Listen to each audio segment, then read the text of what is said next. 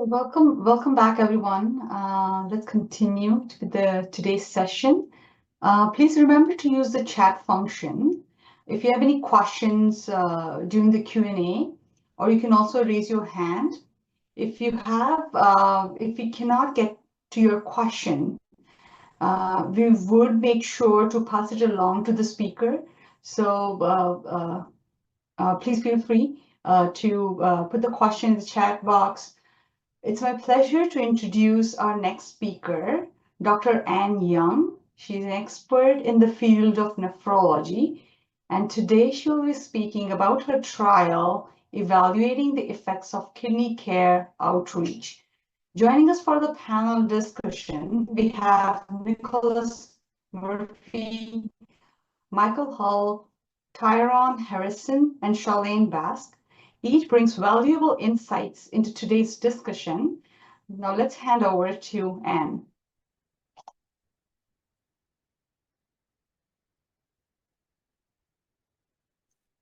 All right, thanks so much, Manali. Can everybody see my slide set? We're good? Okay, excellent. I got the thumbs up. So thanks again.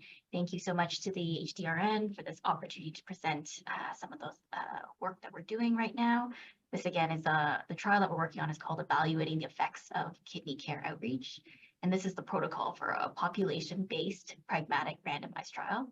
I'm Dr. Ann Young. I'm a nephrologist at St. Michael's Hospital in Toronto, and also assistant professor of medicine at the U of T, and an adjunct scientist at ICES. Okay, so I appreciate that there's a diverse audience, so I will start off with a little bit of background about chronic kidney disease. So chronic kidney disease is actually a pretty common condition. It affects about 10% of the population, and so that amounts to about 4 million Canadians. But the prevalence of chronic kidney disease also increases as you age. So current estimates are that for those over the age of 65, about 40% of people can have chronic kidney disease.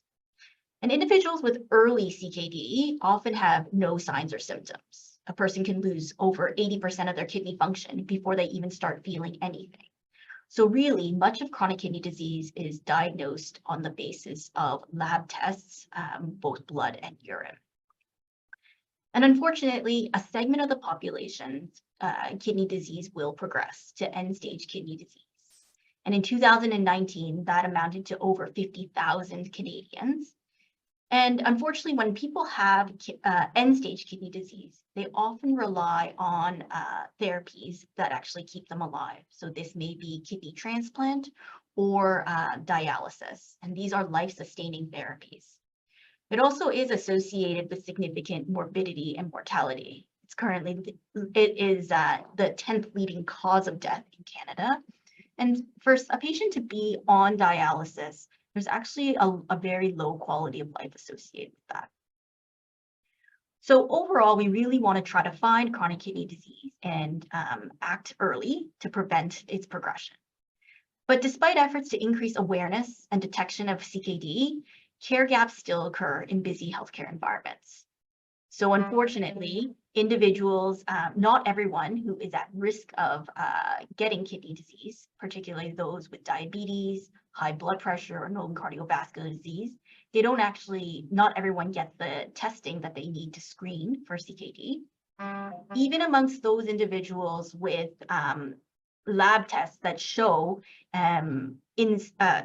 abnormalities in their kidney function, many of them do not go on to get confirmatory testing done to make an official diagnosis of CKD. And then for patients who do get diagnosed with CKD, there's been a lot of development in the last 5 to 10 years over supportive therapies that we can give, and these therapies are available. So they truly are missing out on established evidence-based therapies. And unfortunately, late referrals are happening. So more than 25% start dialysis within 90 days of first seeing a nephrologist, which is really not enough time to change disease trajectory or course.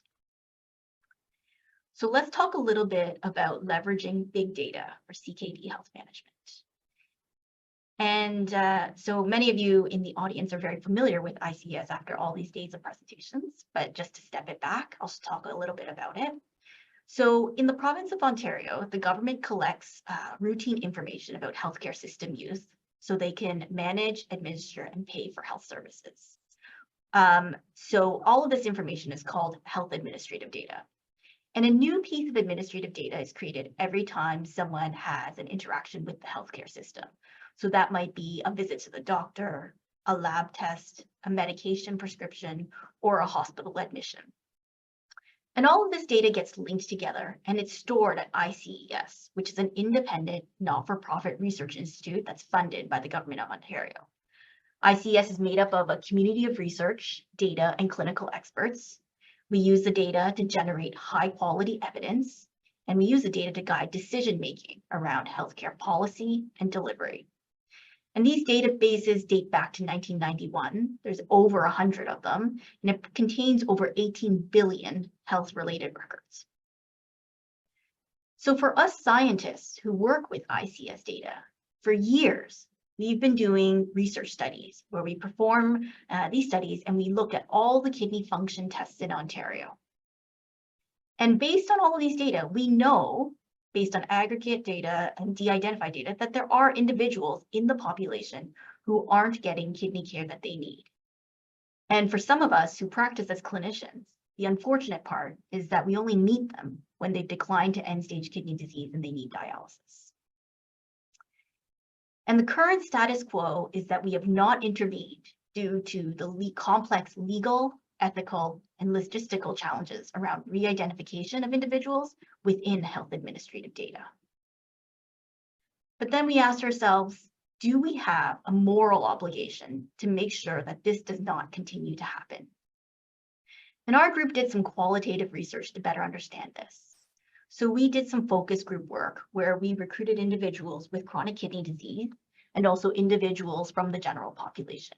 And we asked a very directed question, and that was, if the province has the ability to identify specific people in its databases who are at high risk of developing life-threatening illness, and that illness could be treated or prevented if caught early enough, do you think there's an ethical imperative or social responsibility to notify people? And I'll tell you that the results from this focus group work showed that there was a strong affirmative response, and some even indicated that it'd be unethical not to.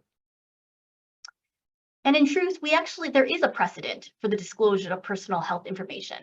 And many in this audience will be more familiar with Ontario-wide organized cancer screening programs. You may not know, but these programs are administered through Ontario Health, but it receives data feeds from various provincial databases, and that data is used to guide who to contact for cancer screening.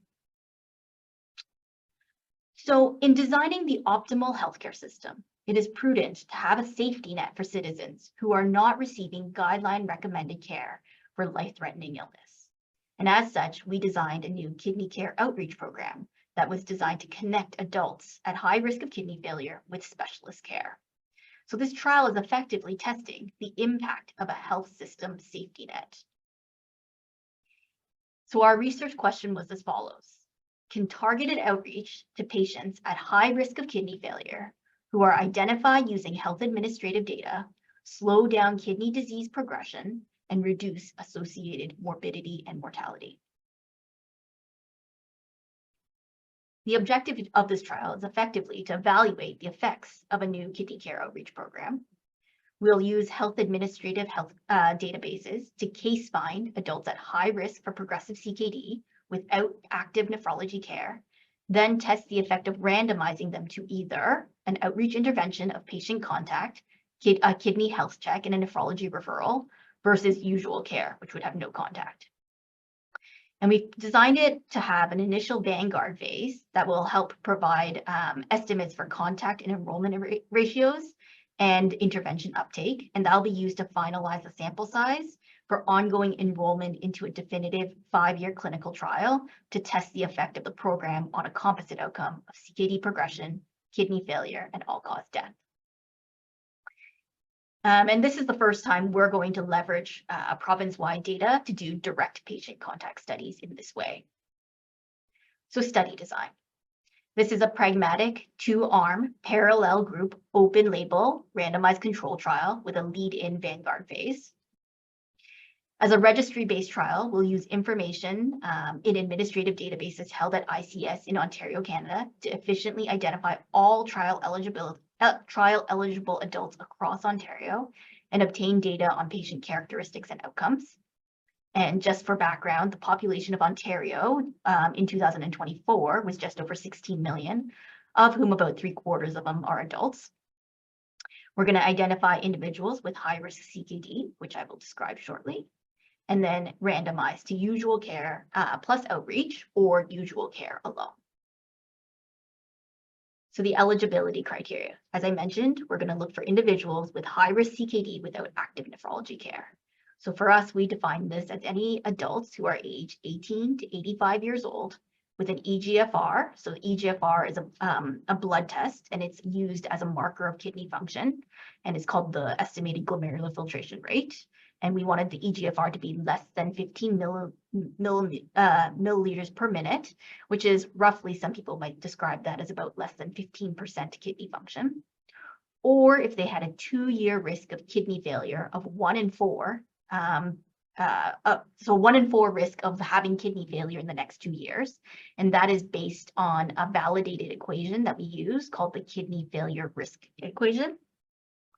Or using data within the health administrative data sets, we built predictive models where we were predicting the probability of having an eGFR of less than 15 or less a 40% decline in their GFR or kidney failure over the next 2 to 3 years.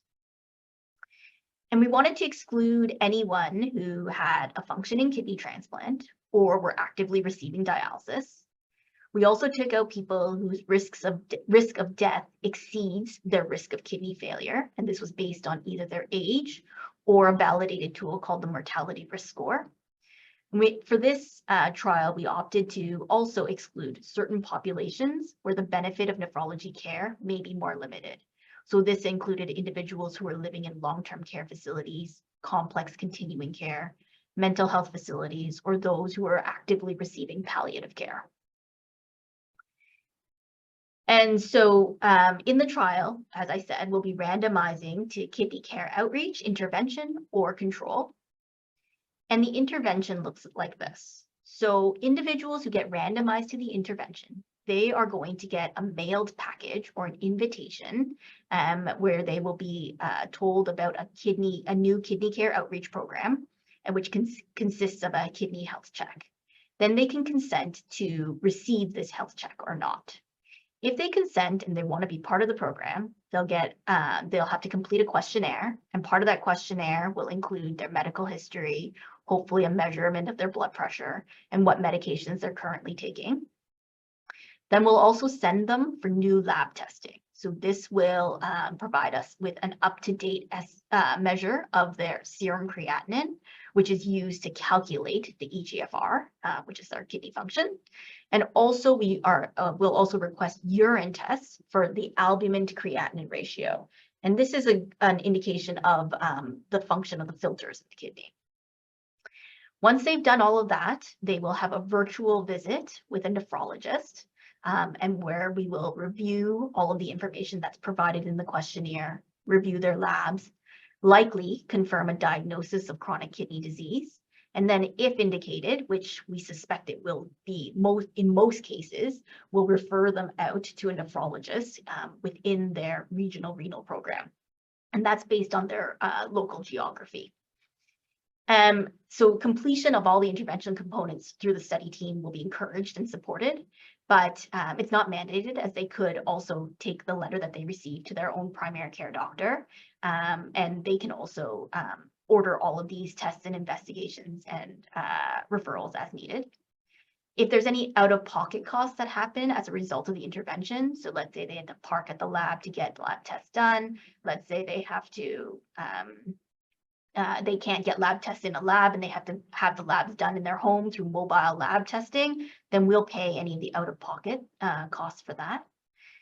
And then for the control group, they will have usual care. So the usual care arm would receive whatever they would have normally gotten. So if they ended up seeing a doctor, if they ended up having a primary care doctor and saw them, then that's what we would record, or what we would determine through health administrative data. If they saw a specialist, if they had repeat blood tests, or if they had any other investigations and treatments, all of this would be captured through health administrative data. And what you may have noticed is that in the randomization, you can see that the consent actually happens after people have been randomized to intervention or control. And in traditional trials, individuals consent to participate in a clinical trial, and they are then randomized into designated study arms. But for certain interventions in pragmatic trials, altering the approach to patient consent can be justified. So much of this is guided by a Tri-Council policy statement, so TCPS2 in Article 3.71. And these are the components and why we think this study is justifiable. So Part A states that of Article 3.7a states that research involves no more than minimal risk to the participants. So we already know that hundreds of ICS studies are performed yearly using de-identified records without patient awareness or consent. And that's possible under Section 45 of the Personal Health Information Protection Act, which is the law that guides personal health information in Canada or in Ontario. And these studies that we've done through ICS have been of societal value, and they've been used to strengthen the healthcare system. And the truth is that because of the population we're looking at, it's likely that these individuals will eventually need medical attention regardless of the study. So while you may reach out to individuals and they may increase the risk of some emotional distress, it also comes with the benefit of being supported in receiving the care they need to prevent severe future problems. So we've checked that off. Part B is the alteration to consent requirements is unlikely to adversely affect the welfare of participants. So our intervention group will receive usual care plus added outreach. Those who receive our initial contact will still have the opportunity to decide if they want to participate in the kidney health check or not. They can also bring the letter to their own primary care providers who can arrange investigations and referrals through a traditional care pathway. And the control group will receive usual care. So for either group, the welfare of participants is unlikely to be affected. And in fact, it offers a very realistic possibility of direct benefit with no greater risk than usual care. Part C is that it's impossible or impractical to carry out the research to address the research question properly, given the research design or prior consent of participants is required. In our study, a vital part of this outreach initiative is contacting adults at high risk for CKD progression and making them aware that they have kidney findings that warrant follow-up. So by obtaining someone's prior consent to be randomized requires that you contact them, which by its very nature constitutes part of the intervention. So given the research question, the requirement of consent prior to randomization would not allow for a true usual care group. As well, by mandating prior consent for the usual care group, that would require ICS to re-identify and disclose their personal health information right now, as well as those in the intervention group. And that would be an unnecessary disclosure of information, as they would already receive usual care irrespective of the trial, and their characteristics and outcomes can be analyzed using de-identified data held at ICS without patient or consent, as we currently do right now. And for Part D, in the case of proposed alteration, the precise nature and extent of any proposed alteration is defined. So what we will be doing is requesting a waiver of consent to be randomized into the kidney care outreach trial. And for those randomized to the intervention group, there'll still be a consent process in order to participate in the kidney health check. And secondly, there's going to be a waiver of notification for patients randomized to the control group. So they will continue to get usual care without any knowledge of the study. And E, the plan to provide a debriefing, if any, that may also offer participants the possibility of refusing consent and or withdrawing data or human biological materials in accordance with Articles 3.7b. So for our intervention group, they'll get the mail package. Again, they have the opportunity to refuse further contact, so they can opt out of any further contact from our team. And even if they choose to participate, they can always withdraw at any time. For the control group, their data will be used. Their publicly funded healthcare services data from that will be used as part of their usual care, and that's captured through medical administrative data, which is what we do anyway. So they wouldn't really need to withdraw from that. And that applies to all Ontarians, regardless of study participation. So this is a sample of the mailed package that we're sending out to individuals. It's a whole entire package, but this is like the cover letter that they get. Effectively, the mailed invitation package includes this personalized invitation letter. It has their names. It has specific details about them. It describes the kidney care outreach study as a new provincial research initiative facilitated by ICS. It also outlines the rationale for the program. It has a frequently asked questions page. And there's also, and it directs them to visit a web page that we have if they're interested in obtaining this kidney health check. There's also an option to call toll-free for individuals who don't have access to the internet. And then inside the package, there's also a letter that they can give to their primary care provider. Based on current laws around sharing of health information, we actually, as a study team, can't reach out to primary care providers. So we have to act through the individuals themselves. And so understanding that there might be some people might be alarmed by a mailed letter and see the contact as fraudulent or be concerned about how their information was obtained. This patient-facing letter and the entire package was designed over 2 years, and it was a lot of input from multiple stakeholders, including patients and citizen focus groups. And it really was designed to communicate the information in a sensitive, balanced manner and to avoid any unnecessary trauma. This is a browser snapshot from our webpage. Unfortunately, I couldn't actually embed it into the PowerPoint, but basically it's a website that describes everything as I've just said. And here is going to be my attempt to be a lawyer to the extent that I understand it myself, but I'll talk a little bit about the legal authorities for why we can do this. So in Ontario, the Personal Health Information Protection Act, or PHIPA, regulates the collection, use, and disclosure of personal health information. ICES as an entity has a special legal status as a prescribed entity under PHIPA, and that's under Section 45. So health information custodians, otherwise called HICs, these are healthcare practitioners, hospitals, pharmacies, laboratories. As it stands now, this is where ICS gets its information. They disclose personal health information to prescribed entities like ICS without patient consent. And this is done for the purposes of planning, management, and analysis of the healthcare system. So this is covered under Section 11.2 of PHIPA. In a similar way, let's say a researcher wanted to do a research study, and they wanted to recruit patients from within a hospital.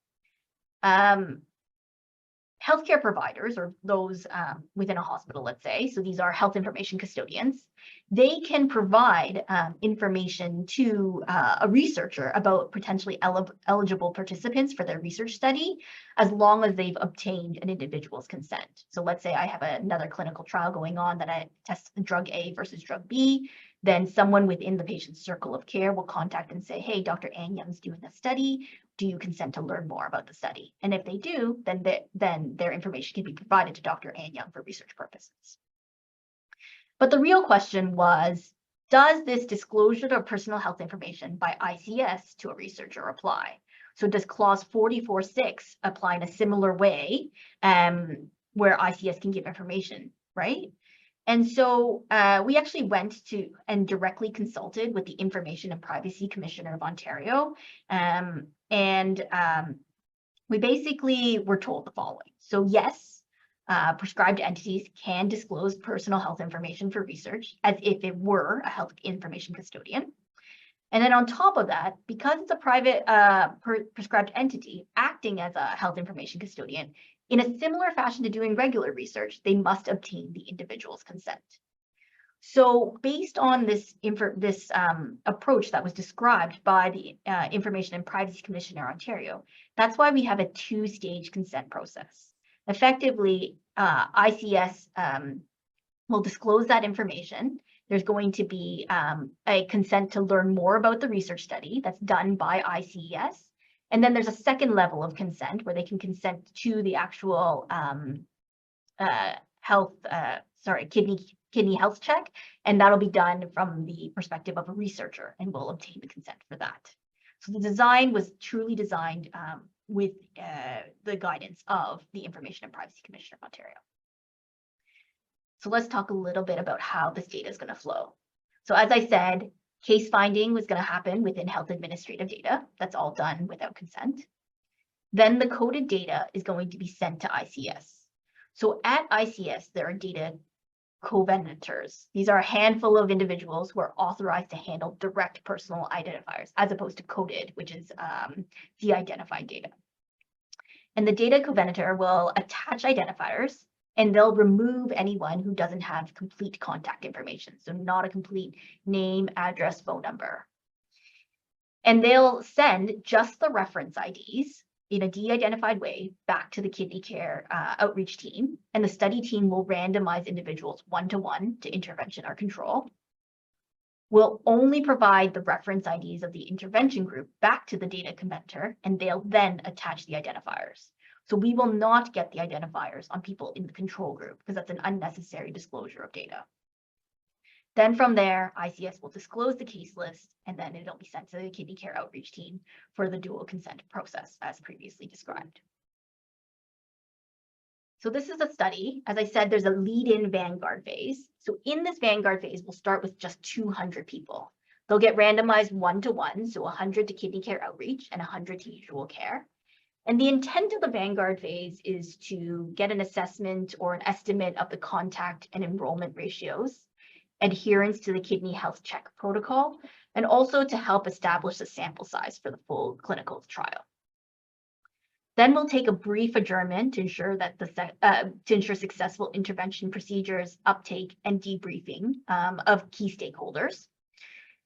And then we'll roll straight into the definitive trial. So effectively, this is so much work that's gone into the making of this that we really wanted to be ready to just roll right into the trial instead of having just a definitive pilot trial, then waiting several years and redesigning again. So we wanted to make sure everything was ready to go. And again, they'll still be randomized one-to-one in groups of 100. And effectively, we will rerun the randomization every 6 months. And this will align with the data feeds that is received by ICS. And as part of these reruns, we'll be able to, so each time the randomization is run, or each time it's run, the case finding will exclude people who have previously been randomized or excluded for other reasons. And also we can exclude anyone who has already hit the outcome, so they won't get put into the trial. And then we'll just keep randomizing in 6-month intervals until we reach the sample size that we need based on the Vanguard estimate. So for the outcomes in the Vanguard phase, we have several outcomes that we need to guide any protocol adjustments. So these are serious things that would stop us from, would really say you need to adjust the protocol. And I don't suspect that we'll run into any issues. So this is things like the exclusion criteria has already been met prior to the trial. We want to make sure that the packages actually get mailed, that there's not a whole ton of people opting out of further contact. We're able to successfully contact people, how many people do labs and do the telemedicine visit. And so you can see that red zone is somewhere in like the order of less than 50% are doing things. But just for reference, even in programs like established colorectal cancer screening, where they use FIT tests to screen for colon cancer, invitation-based participation rates are generally in the range of 20 to 70%. So that's why we set ours at less than 50%. And then there's also going to be other outcomes in the Vanguard phase, but they won't be used to guide whether or not we should go ahead. So what's the method used to contact the participants, the method used that the participants used to contact us? So did they go through the webpage? Did they phone us? Or did we have to reach out to them a second time? How many people visited the study website, how many times of each individual and also within each individual? Consent rates for individuals allowing us to contact their primary healthcare provider. And then we'll also look at the sensitivity, specificity, positive predictive value, negative predictive value of our case finding algorithm. For the main phase, we'll test the effect of the program on primary outcomes.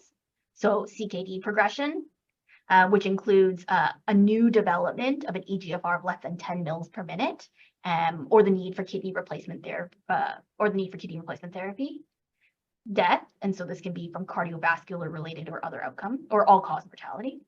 And then there's also going to be other important outcomes. So we're going to look at quality of care.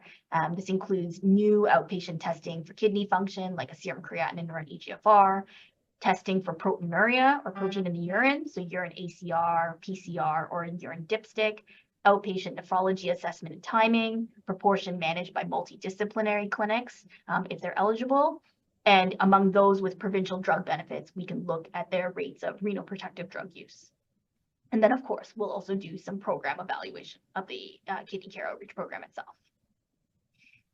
So using a pragmatic population-based registry trial, we are able to efficiently identify all trial-eligible individuals in Ontario. And that's going to minimize care gaps because you're including the entire province. And you know right now that, at least in Ontario, a major issue is that a lot of people do not have primary care providers. They're missing out on family doctors. And so whether they're getting testing and screening for a CKD is probably going to be an issue if they don't even have connections with a doctor.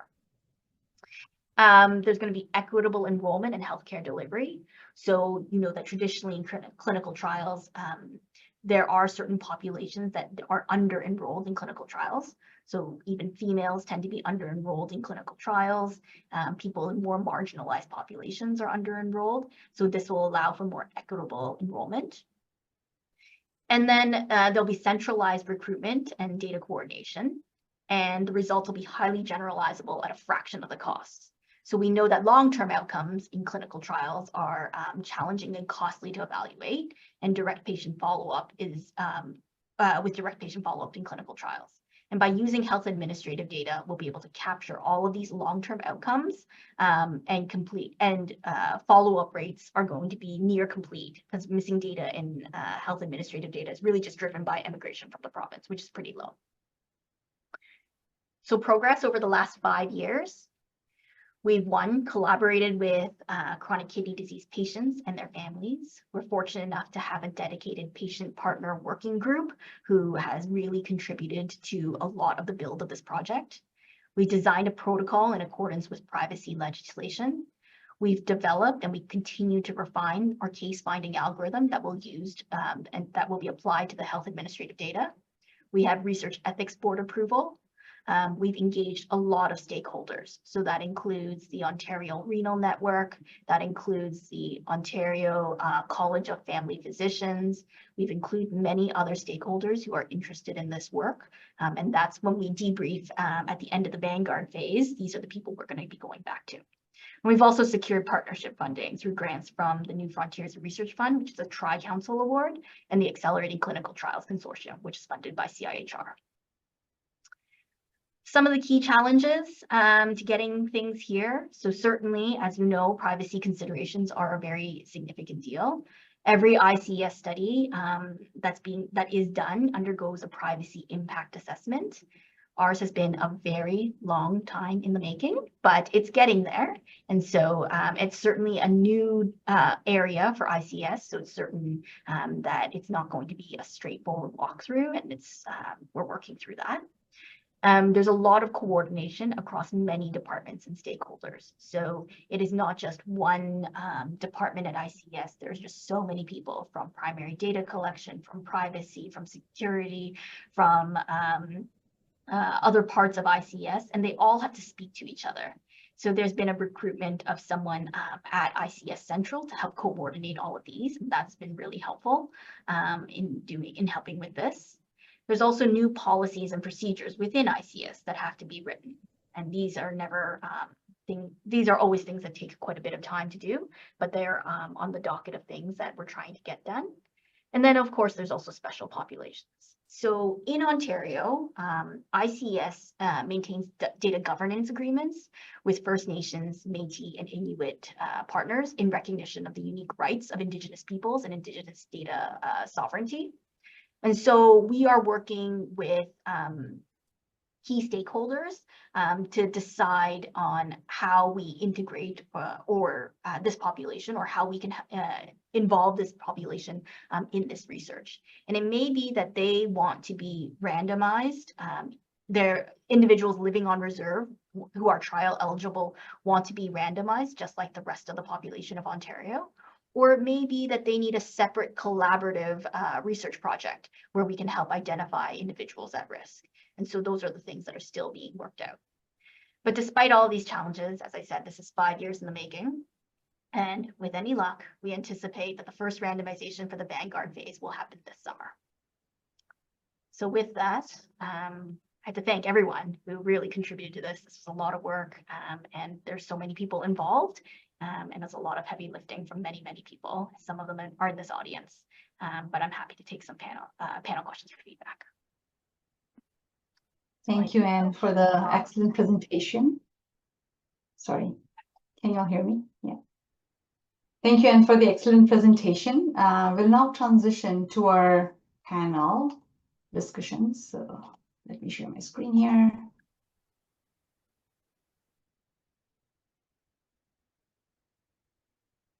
Yeah, so we'll begin questions with the panel. Panelists, if you can please introduce yourself briefly before your first question, that would be great.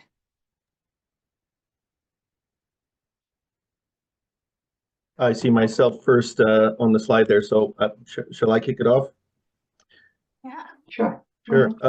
Okay, I'm Nick Murphy. I'm a postdoctoral fellow in bioethics with the Departments of Medicine and Philosophy here at Western. And I'm part of the postdoctoral stream of the HDRN Pragmatic Trials training program. That was a wonderful presentation, and it's amazing the amount of work that you put into developing this over the past 5 years. So congratulations on getting it to where it is.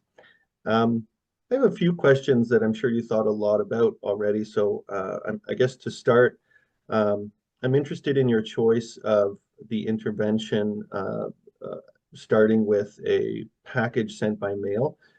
So, you know, do you have any evidence that that's the best way to approach patients? Are you building off past experience or other studies that you're drawing on? So why a mailed package as opposed to, say, contact through email or phone calls?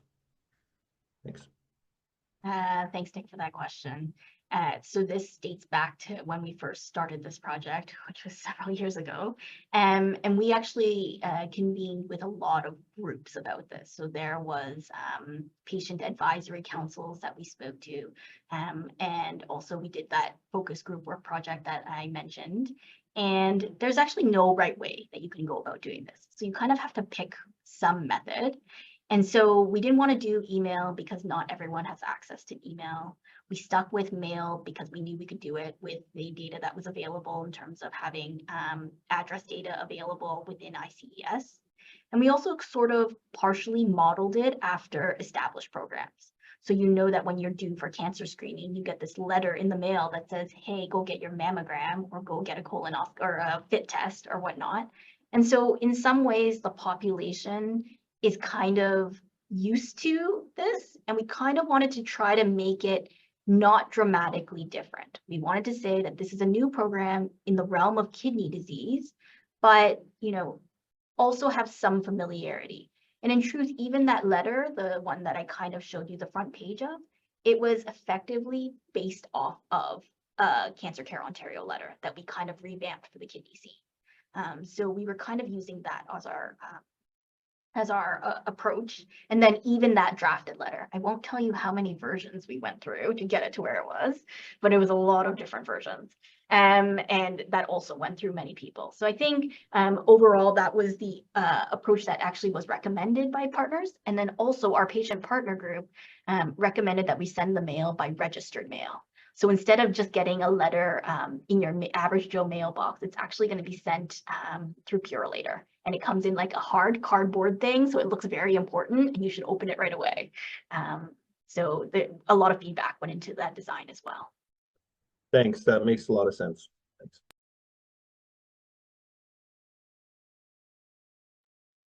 Okay. Do you want me to go ahead, Manali? Okay. Hi, everyone. My name's Michael Schulich. I'm a professor at U of T. in emergency medicine, and I'm an ICS senior scientist and the CEO here at ICS as well. So first of all, thank you to the organizers of this series for inviting me. I'm really excited about the number of trials that have been presented. I've been able to attend a couple of these sessions and see the trials that are planned that intend to link with ICS data. So that's really exciting. And I have to admit that this is one of the trials that I'm most excited of all about. So it's great to see the progress that's been made, and I think all of us can kind of feel the blood, sweat, and tears that come off of your slides about all of the work that you put into this, and the work that actually all of us, well, the team here at Central, in addition, have been putting into this for quite some time. So that's all great, and we're, I think, getting close to the finish line. So, clearly, and you made the point that what we're really experimenting with here, certainly in the Vanguard phase, is all of these mechanisms to contact patients, and how is that going to work? And I'm referencing the the study protocol that you shared with us in advance. This is the version 6, and you put right in the hypothesis that you're hypothesizing that that this mechanism will work to connect individuals to the kidney care outreach, but also you say that your hypothesis that individuals will be receptive to receiving the outreach for further risk stratification and will agree to be connected to it with a local specialized kidney clinic.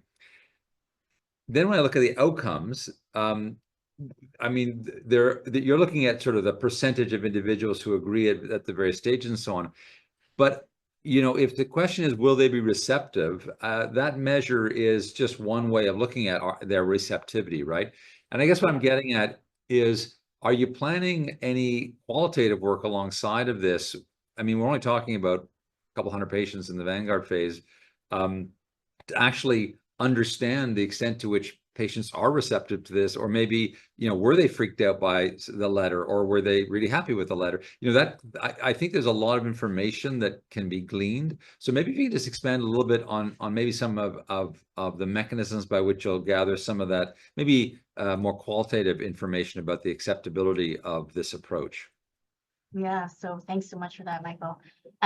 So I think I've refined the protocol a bit. There's a cleaner version that went out, sorry for the late version. But yes, so we're effectively dividing this into a Vanguard and a main trial. And I said the reason we did this was because there's just so much heavy lifting that goes into this trial. To only plan it for the pilot of 200 people seems a bit like wasteful, that we should really have planned it for a trial and do everything and think of all of the issues right up front as much as we can. We did do some focus group work, which was qualitative work, and we tried to explore this whole concept of using health administrative data. So there was that front leading question about, if that information was available to you and we had access to it, is it okay to just sit on it and do nothing, right? And so we did explore that. And so people, we already have a decent sense that most people already, even pre-trial, because we just gave them generic situations in that focus group work, about the acceptability. And I think the general consensus was that for the most part, people would be appreciative of this. And then is there a plan to do more? So yes, absolutely, there for sure is going to be. And so we actually have a group of investigators, and they were all included on our grants as well, who are specialized in focus group work and other qualitative assessments. And the intent is that we'll still run the Vanguard trial and, do some more maybe some direct interviews and things like that with individuals who were included in that trial. And because the trial continues to roll, so we continue to randomize in 6-month intervals, we'll continue on with that as we're doing it.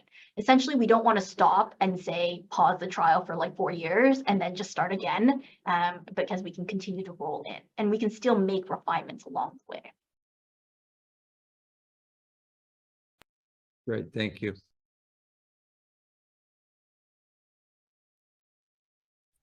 So I think that puts me next. Hi, my name is Shalane Bask. I'm a research project manager at ICS.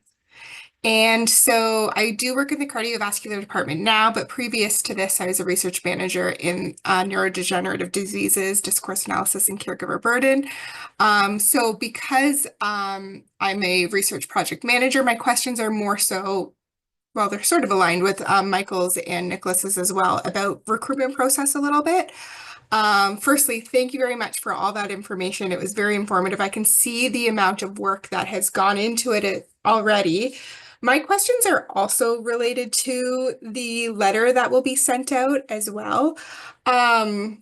So I think you mentioned that you're sort of modeling it off of Cancer Ontario's format of their outreach. I guess my question is, if somebody is receiving registered mail now for CKD, which isn't as prevalent or known, like Cancer Ontario has tons of money going towards their marketing for that, you could even argue. So if a patient is receiving registered mail, are there any sort of safeguards in place for like when they first receive that information, or would it just be them now contacting you to further get that information? Because it can be alarming, as you mentioned, and I'm sure thought about. Yeah, for sure. So essentially what we're doing is we're mailing this package. The package does, and when we mail it, we're using addresses within ICS, and there's already been additional analyses to make sure about the accuracy of this. So we're taking data from different sources within ICS to confirm that they are actually concordant before we're actually sending out these packages. So that's probably the first layer. And then when we mail these packages, we're asking for it's registered and we're asking for a signature. So if you got a registered package and it was to some random person that you don't know, I'd hope that you wouldn't sign for it, but I suppose you could. No one's going to stop you from doing that. But the intent is that you'll sign for it and we'll get tracking information on all of that. And all of that data is also going to be recorded within ICS where all of this is happening, for all this happening. And then, yes, we actually ask them to contact us. That's the first step. The approach is you reach back out to us if you're interested. So that might be by phone or through our website. And then if we don't hear from them, then we will go and reach out to them. And so that's after like 2 weeks, we'll go and call them and say, hey, did you get our package or whatnot? I mean, the script is a little bit more detailed than that. Yeah, so that's the intent or the approach that we've decided on. Was there another question within it? Sorry, did I miss it? Oh yeah, you answered it. Yeah, just having that check-in point that you're not just, even though somebody signed off on this, they're not on their own type thing. So yeah, you'll be following up within sort of a 2-week period type thing and checking to see if they want to be part of the study, or just sort of saying, okay, you've received the news, is everything okay at that point? Yeah, and even still, like, just to be like, even if we contact individuals and they decide to opt out, we still give them the opportunity to allow us to speak to their primary care provider. We feel it's such an important thing that these are individuals that are at high risk, that we really, like, they don't have to get their care through us. Like, it's not whether we do it or someone else does it, they just need care. So if they are just, maybe they're overwhelmed with other things in life, who knows, right? But then we will say, well, if it's okay with you, would you like us to speak to your primary care provider? And we can give them this information and they can follow up with you. And they might choose that option as well, right? But we're opening a lot of options available to try to get them the care that they need. That's great. Thank you. I guess that leaves me to ask the next question. So I do know many of you, but my name's Tyrone Harrison. I'm an early career health services researcher and nephrologist in Calgary.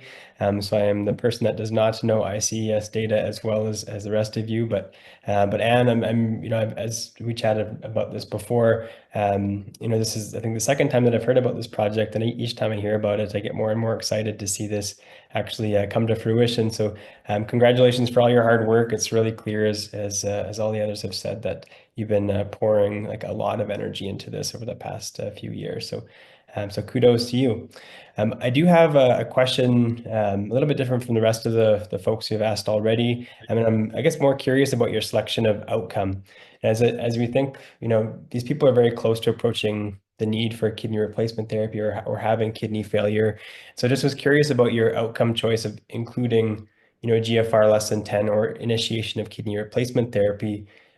If we think that, those in the intervention group would be more likely to be have enhanced surveillance and referred to nephrology, that they might actually experience that outcome more often if they're in the intervention group compared to the control. So just was wondering about your thoughts on that, and if you'd given any other considerations to different primary outcomes. Yeah, no, it's a really great question. And you're right. So like if you are connected with a doctor, you're more likely to get testing done. You're more likely to end up being pure surveillance. And so we wanted to make sure, like at the end of the day, we want to make sure that this trial results in more than just like that the mailing was good and that people got connected with a nephrologist, right? At the end of the day, we really want to look at hard outcomes. And so that's why we have the trial outlined as the primary outcome is the hard outcome. And we're also looking at the other outcomes. And then we picked EGFR, new development of an EGFR of less than 10. At least based on our preliminary data, the people that are making it into the trial are mostly making it in not because of the EGFR criteria, they're making it in because of the KFRE criteria. And so their kidney function is still well above 15 at that point, right? And the theory is that if you even though, yes, you have more surveillance and there's a higher probability that you might make it to kidney failure, if you intervene on these people, right, we now have a handful of good evidence-based therapies that can actually, that we know slow down kidney disease, right? And the intent is that, let's say you manage to get these people connected to GARE, you slow down their kidney disease. Let's hope that this all pans out, that this is going to be really good. But I'm happy to hear your thoughts on what you think we should do. Yeah, I guess the part that I guess I was most not concerned about, but just kind of curious about was that GFR less than 10. And perhaps it's just something that I don't know the data on. I don't know, the people who are not referred to nephrology, how often they're actually having their GFR repeated. So perhaps that's stuff that you've collected and looked at within the Ontario data already, but no, really, really interesting. That's a very fair point. So are we supposed to go back around, Manali, to? So we can. I mean, it's more of an open discussion for the panel. And once we are done with the panel, we can open the floor for our audience. I'm not sure if I'm seeing the same chat or whether there's questions in the feed loop chat. But I do have another question. So it was interesting how you mentioned the early conversations with some patient partners about, ICES has access to this data, but people aren't being notified about it. And there might be an ethical obligation on the part of someone to get in touch with them about it. In the trial itself, you'll have identified, say in the Vanguard phase, you'll have identified 100 individuals who are at high risk of CKD who remain in the control arm. And I think you mentioned that you won't have access to their names or emails, but I'm wondering, I'm sure you have, given how much work you put into this, but I'm wondering whether you considered any kind of post-trial access to the intervention for the people in the control arm, given that you'll be aware or potentially be able to determine the identities of those individuals. Thank you. That's a very fair question. Thanks so much for that. So, I think we have to remember that, yes, I mean, this is the opinion that there probably is a moral imperative, which is the whole entire basis of why we're doing the trial in the first place. But the current status quo is that those people in the control arm, we actually don't know who they are. So they would be equivalent to any of our other studies that we currently do right now, where we don't identify people and we know that things are happening or that they're at risk, right? So this is equivalent to the current status quo. In future randomizations, because they've already been randomized to control, they can't get into it, the trial after the fact. And so there isn't really a mechanism by which you can be in the control and then later be put into the randomized phase. At least we didn't plan it like that. But at this point, because we're still even testing the concept in general, we haven't planned for the control to get any type of intervention, so not like a crossover of any kind. If we finish the trial and we show that shows, then theoretically everyone after that could be contacted in the control arm once the study's done. Right. Yeah. Okay. Thank you. Thank you.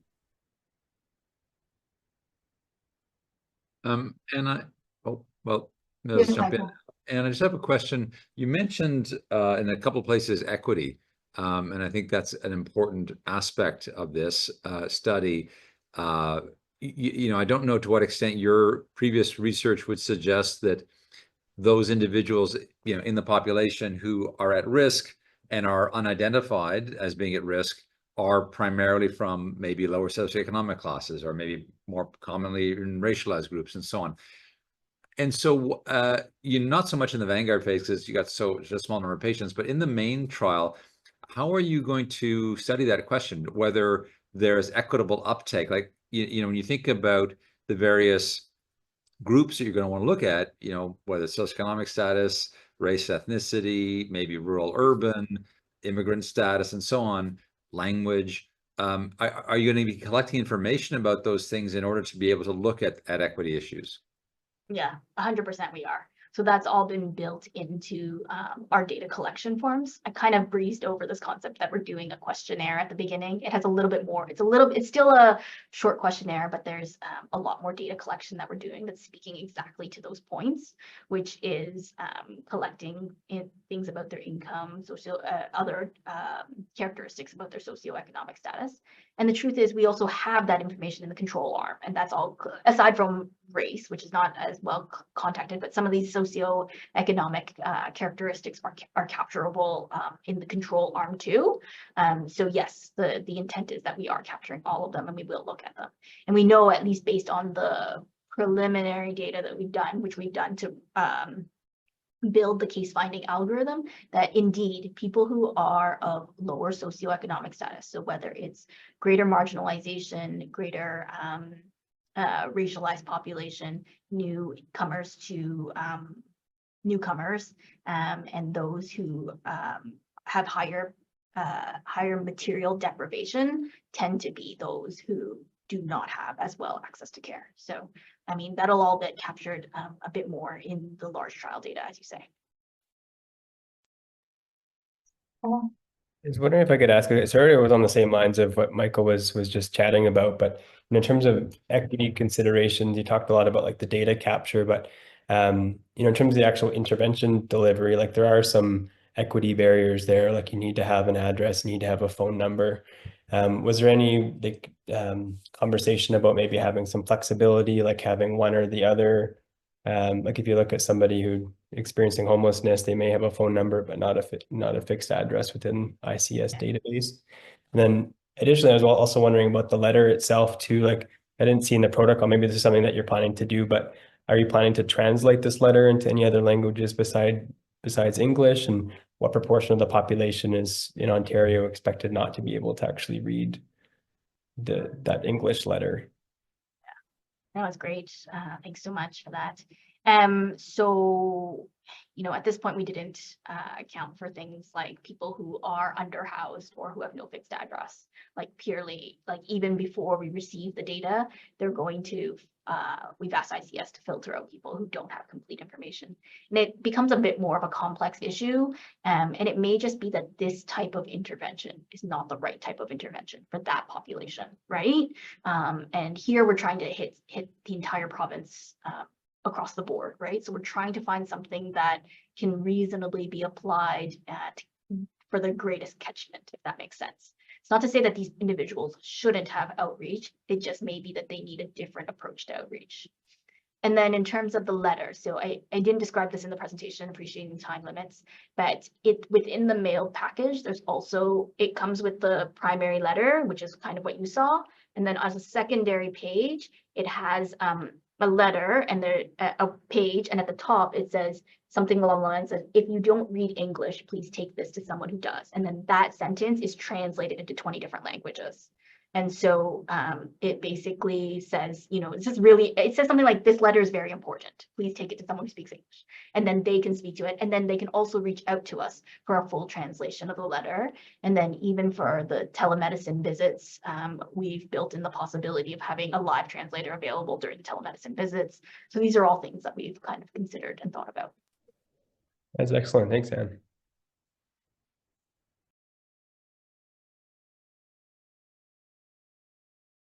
Sorry, so we can open the floor to the audience. If there are any questions from the audience, you can unmute yourself, or you can add that to the chat function, that's okay too.